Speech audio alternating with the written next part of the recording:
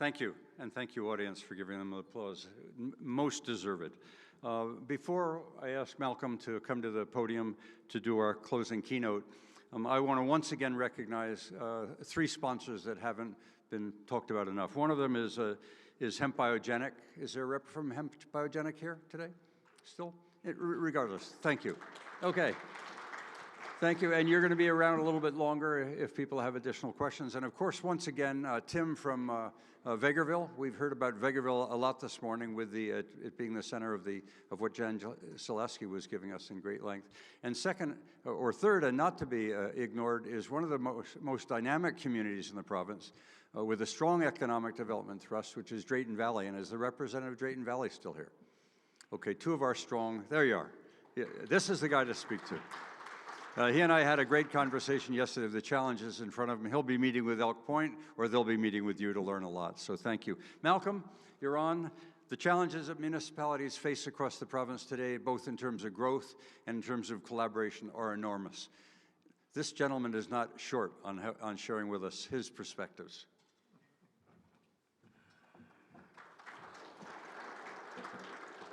Well, ladies and gentlemen, thank you very much, and thank you very much for sticking with it for the last few minutes before you conclude your very successful conference. So, Malcolm Bruce, I am with Edmonton Global, and I'll talk a little bit about that, but I also just want to recognize that I've got a number of colleagues here from the region, and I'm really happy to see them in this participating forum. I do want to just do a quick land acknowledgement that we are meeting on the traditional gathering lands and center of trade for many First Nations, Métis, and Inuit people. And Edmonton Global operates on Treaty 6 territory, and we work to transform our region's economy. We recognize that inclusivity is at the heart of sustainable growth and transformation. So what is Edmonton Global? Its really purpose is to radically transform the economy and grow it in the Edmonton metropolitan region. And I always like putting a map up here because, believe it or not, I was in Japan before Christmas, and one of the folks I was chatting with didn't really know where Canada sat in North America, and he was from Panasonic. So it's always important to try and situate ourselves geographically when we're particularly talking to certain audiences. This presentation will be provided to you, so I'm going to run through it fairly quickly on those slides that I think are most appropriate for the organization. So we have a bit of a tagline in the Edmonton region. We call ourselves Young, Educated, Growing, and Connected. Can anybody understand why we would go YEG? And it works quite well, actually. Young is the only one I'm going to talk to briefly. The rest I'll deal with a little more specifically. But the average age in the Edmonton metropolitan region is 37. 37. And if you think about the average age in Canada is about 42. And then if you look at places like Europe and certain countries in Asia, we have a distinct advantage of having a much higher productivity and a much higher level of participation of our workforce, a key enabler for our region. The other thing I want to talk a little bit about is connectedness. Canada is the only G7 country in the world that has favorable trade agreements with every other G7 country. We also have the TPP with Asia, and what that gives us is a client base of 1.5 billion people, 1.5 billion people that we have a favorable trade agreement with.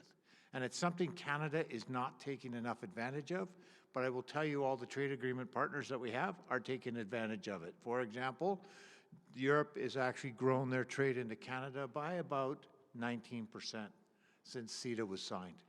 So we have not done the reciprocal back into the EU. So these are opportunities when we talk about products and merchandising that we can really work on. In the Edmonton region, we've done a lot of work on where we think we're globally competitive. There are 5 core sectors. Many of them are interrelated, and I'll talk a little bit about the petrochemical industry and the agriculture industry because, as we know, they're critical to each other. But one of the ones, obviously, is food and agriculture, and I'll explain a little bit of reasons why. So here's what those 5 big sectors look like in terms of economic opportunities. They are not small numbers, and they're also things that the rest of the world wants.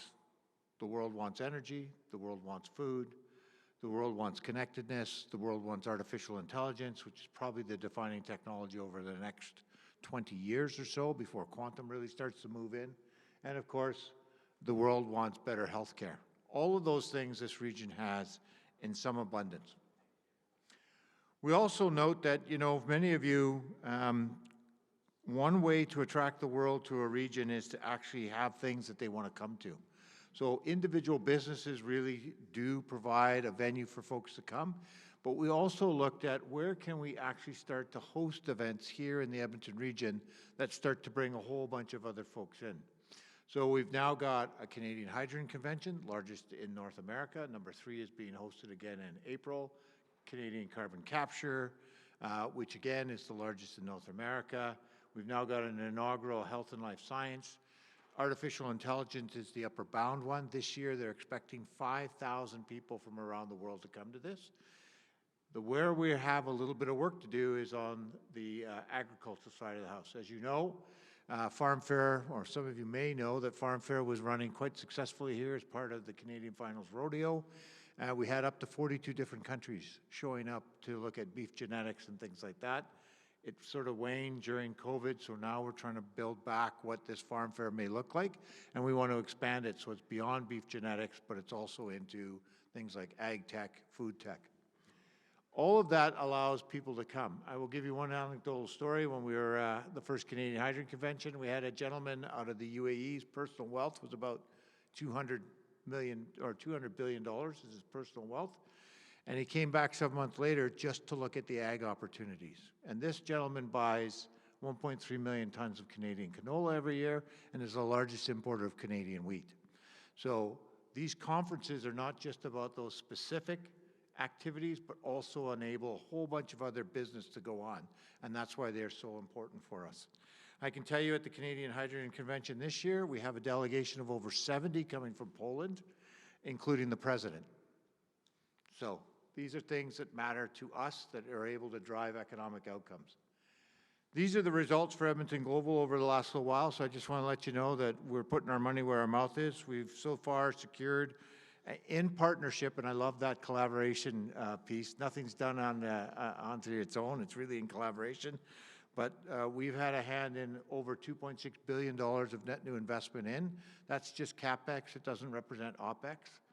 And about 4,200 jobs for the region. And again, as you'll see, the sectors that we're in are quite reflective of where we think we are globally competitive. So why the Edmonton metropolitan region? I talked a little bit about population, but here's the money slide. Currently, we're about 1.5 million people. Conference Board of Canada predicts that we will be 1.74 million people by 2027. That's 200,000 people growth just in this region over the next 4 years, which is tremendous growth.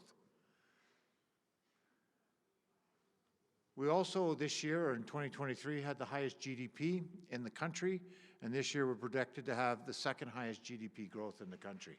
What that results is in 2018, this region produced about $102 billion of GDP.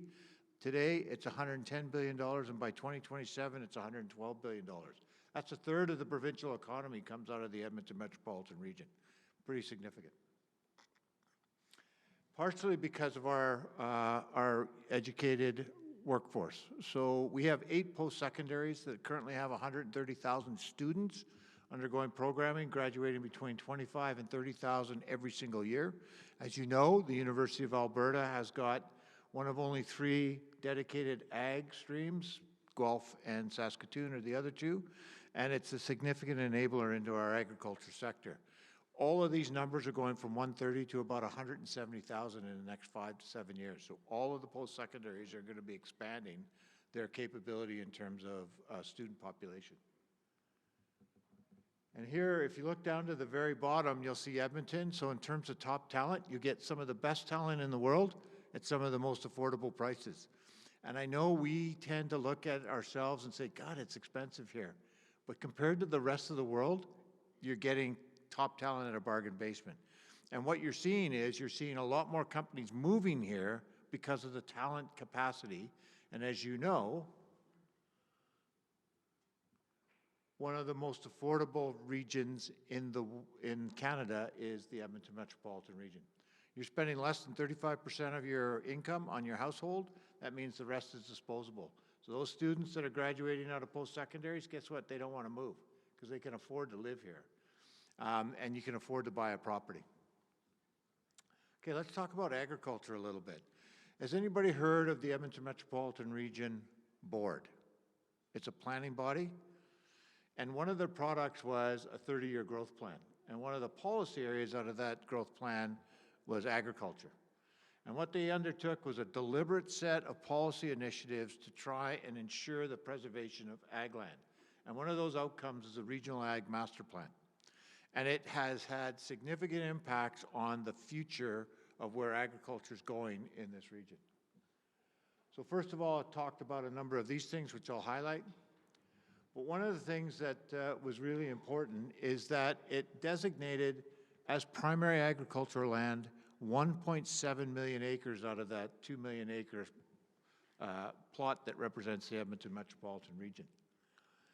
There's 22,000 workers in the ag sector in this region, and there's a whole bunch of innovation going on here, both indirect and direct through a number of established entities. The other thing that we have going for it is climate change. While it's a very hard thing for many people to discuss, whether you're on what side of the coin, but the reality is that as the climate changes, so will the crop mixture. So many of you may already know that berries, for example, that are normally grown in California are now moving up into the southern parts of Canada. And we even had a television station from the Netherlands come here and want to have a look at our Ascot berries, our Saskatoons, canola, and all of those things that are now growing in regions where they have never grown before. And one of the other things that this northern part of Alberta has versus the southern part of Alberta is, can anybody guess it? Probably the thing that's going to cause the most consternation? Water, right? Everybody knows the South Saskatchewan River Basin is closed and has been for decades, and the North Saskatchewan River Basin is only about 23% licensed. And the other thing, fun fact about the North Saskatchewan River is that it's only about 3% glacier fed.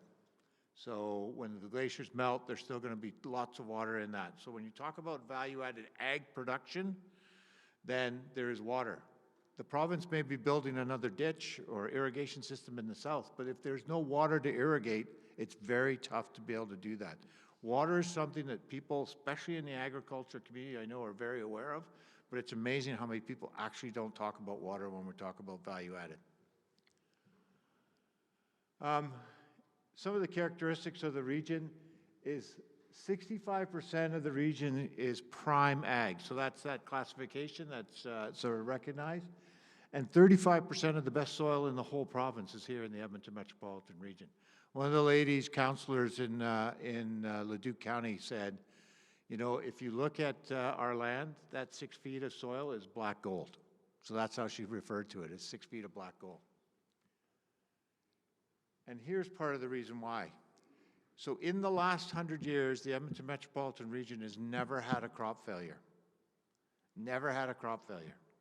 So when you talk about, you know, and yes, knock on wood, please, but it's an important aspect when you're talking about trying to get people to invest or expand here, is these are reasons. Water, no crop failures, moisture, these kind of things are very important, and access to talent. This is what the region looks like in terms of agriculture and primary agricultural lands and other lands. And here's a couple of fun facts for you. So there's about 4,600 farms just over in the region. And many of these farms are far more productive in terms of their per acre than in most parts of the province. So there's some real productivity advances that we have here and in terms of revenue streams. 25% of the workforce, as we said here, or the 25% of the production for the province is out of our region.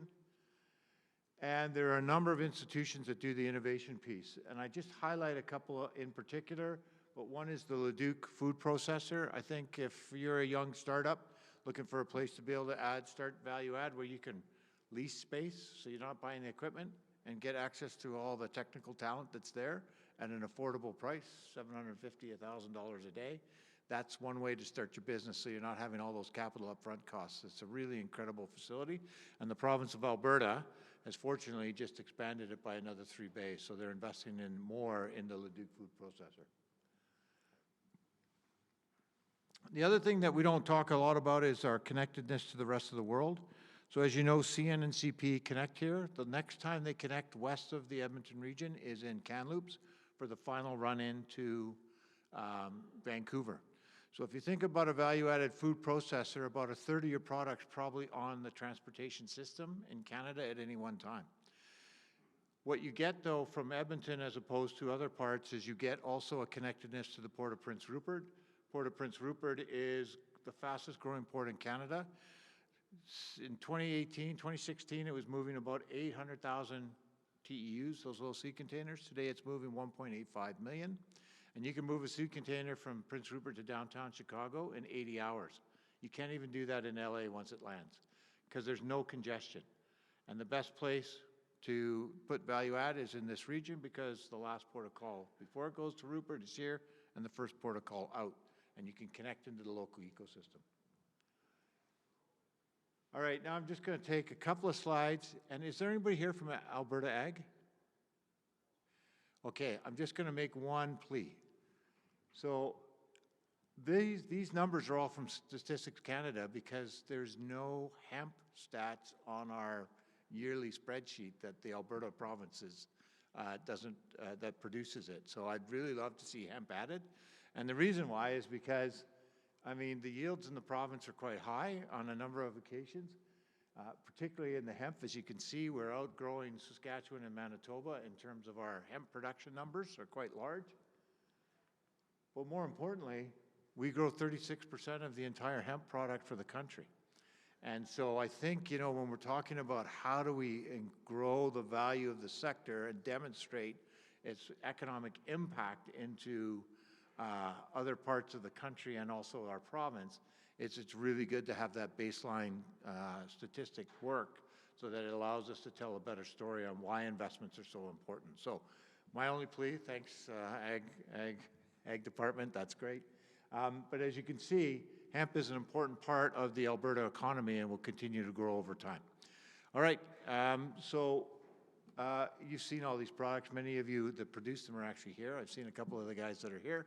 But I really think that hemp has an opportunity to grow. I think it's got the production market. I know there's got to be more investment, but some of the stuff that's going on in Vegreville is world leading and cutting edge. And I think that where we have the interests, we have the resources and the expertise, we can really drive an economic outcome for this industry that has not been done in other places. So I just want to say thank you to all of you that have stuck with it and continue to do the good work, because I take products to market and you're a product that I get to take to market. So I just want to thank you very much for all the work that you continue to do. Thank you.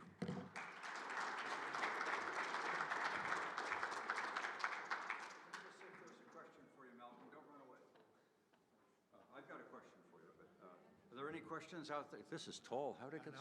Yeah. And anyone out there with a question you want to pose to Malcolm? I've got one for you. I mean, over the course of the last 2 days, it's apparent that this region, this portion of the province, and I guess the province as a whole, will achieve a status that few people in the world know, and that is it's going to get known.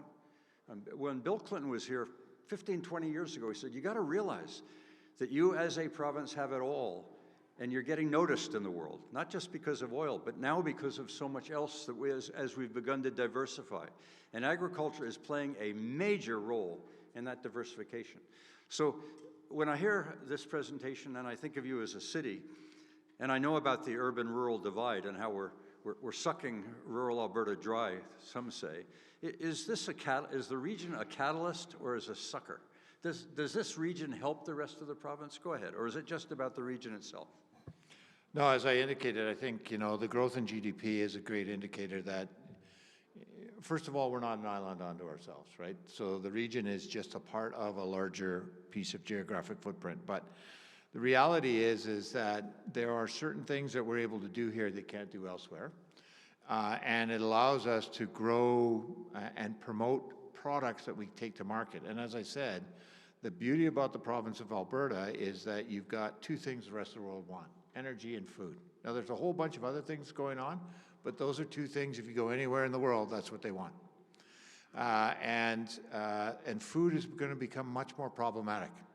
So how do you produce as much yield from an acre of land when you're reducing 30% of your chemical inputs for fertilizers, right? Yet we know that we need to keep the yields growing. So I think there's a lot of opportunity in that. And I would also say, just so you know, the Edmonton region is deemed to be one of the global best practices for regional collaboration amongst its member municipalities. So we have 14 member municipalities that are part of us, plus a number of bilaterals with other partner organizations that really drive the outcome.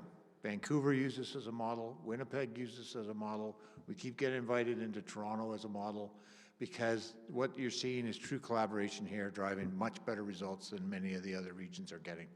We get more GDP and deals in than Toronto does. They get more deals, but we get more dollar value from them. So it's pretty telling statistic. Sorry, go ahead. Thank you. I've been out now for close to a year, so I'm not in touch with a lot of the things that the provincial government are doing right now.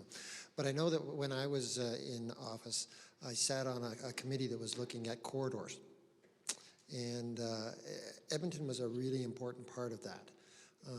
Whether you look at the military issues that are in the world today and the need to be able to get up to Alaska by the United States, whether it's trade, whether it's oil, whether it's agriculture, whatever. And Edmonton, you brought to our attention, Edmonton really is that hub because you can get from anywhere in Edmonton to anywhere in North America.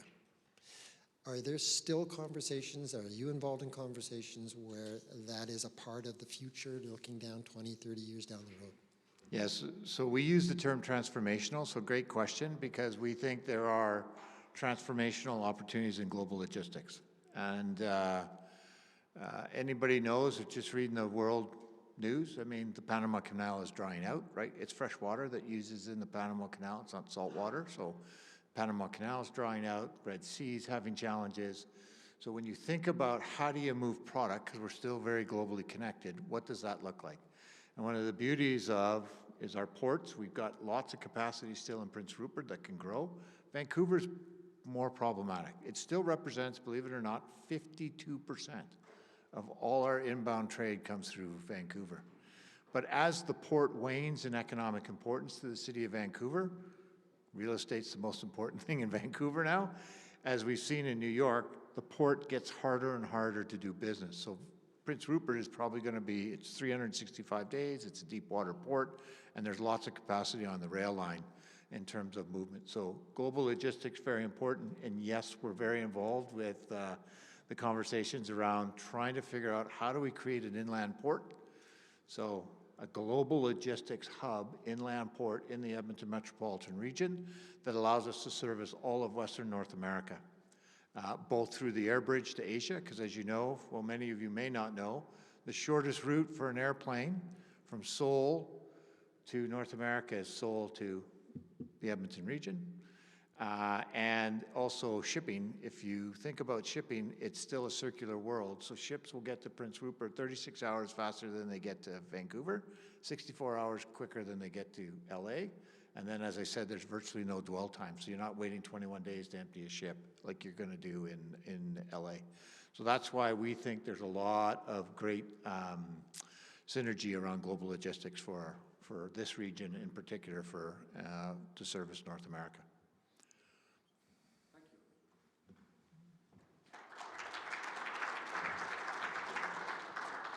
So Edmonton Global, under the leadership of Malcolm Bruce, is one of the most extraordinary assets that this region has. And I think it's often unrecognized. So thank you, Malcolm, very much for your sponsorship and your contributions daily to the future of this region. So as we come to a close, a couple of logistics or administrative details. One, we hope that you are prepared to participate in an evaluation of the conference. AHA will be sending out a note, probably including the PowerPoints, or maybe they'll be asking you which ones you would like. But they will be sending an email out to you, so they have your email addresses from registration. Isn't that right, Vanessa? Yeah, so that'll be done. I would personally like to know that if you would like to stay involved in some of the things that I personally do as it relates to my networking, my webinars, my newsletters, et cetera, just put a note out on these auction tables, and I'll enter you into the network, which I do with Sunday newsletters and Thursday webinars. So I'm thrilled with meeting many of you over the course of the last 2 days. I thank AHA for this conference personally and for the opportunities to meet with you again. I'm delighted with the progress that I'm seeing. I think we're still early, but I think we're confident. I like that theme of from a spark to a flame. I like the fact that the region is thinking about itself as a catalyst for the province as a whole. And I love to see your energy. I love to see this 333 by 25, which we set out a few years ago as a mission, that we're seeing farmers on board. We're seeing the confidence throughout the value chain and its growth. So I ask you to take a look at the auction items. They're still out there. They're made of hemp. Perry, stand up if they can see you. Perry was the sculptor, so thank you. And 50% of the proceeds will go to him and the other 50% to AHA. Other than that, your PowerPoints, your business cards, the auction, the evaluation, it's been a marvelous. So for the wrap-up, Corey and Diane, I'm asking you to say hello, goodbye, and I say to all of you, Godspeed. Take care.